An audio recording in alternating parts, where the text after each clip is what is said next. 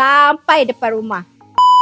Assalamualaikum semua. Hari ni Kak Apah nak explain mengenai parti perfume yang ada di NKH Perfume Maker lah. Disebabkan ramai dah customer kita orang Grab untuk perfume, dan ramai juga yang tanya Kak Apah, parti tak ada ke? Sebab kita orang nak bancuh sendiri, nak R&D kan wangian sendiri. Ada di NKH Perfume Maker, kami juga ada parti. Saiz yang paling kecil bersaiz 50 gram. Parti yang pure lah. Maksudnya parti yang tanpa campuran alkohol. Tetapi kalau anda nak grab parti yang siap bancuh daripada kami, parti 50 ml. Sebab parti ni berlainan berat lah. Yang pure ni kita gram dan yang bancuh ml. Untuk parti pure kita timbang, dan untuk parti bancuh kita sukat. Sebab parti bancuh ni kita ada masukkan sekali alkohol dan juga fixative. Di NKH Perfume Maker ni kita ada lebih daripada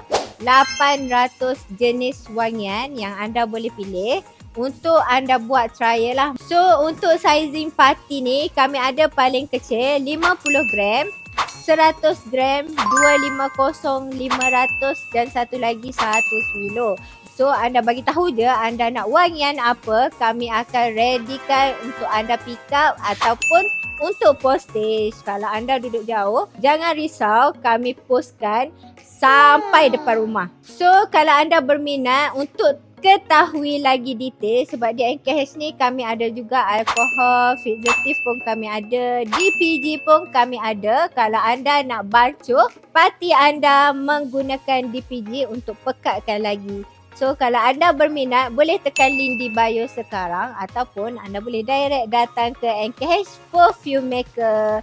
If video Kak Apah lalu dekat anda punya FYP, jangan lupa untuk repost banyak-banyak dan juga share dekat kenalan anda yang tengah mencari parti pure ataupun parti bancuh di NKH Perfume Maker. Kak Apah tunggu awak mari, awak lambat, awak rugi.